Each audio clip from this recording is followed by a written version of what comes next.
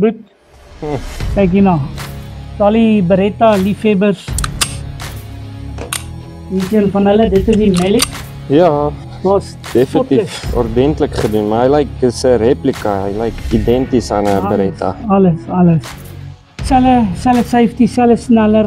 Kyk, ek is mal oor hierdie tipe gun, hè. So hierdie is vir my baie lekker, die snellers, so baie ligte, baie crisp breek en die reset ook is redelik kort, maar hy's ook lekker positief. Jy kan hom hard en duidelik hoor. Dis 124 mm loop. Hy het ook die decocker met die safety, Nessie Beretta.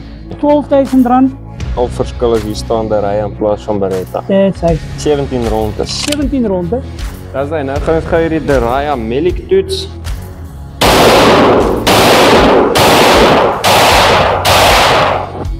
Sjoe, ja nee, hy skiet baie lekker.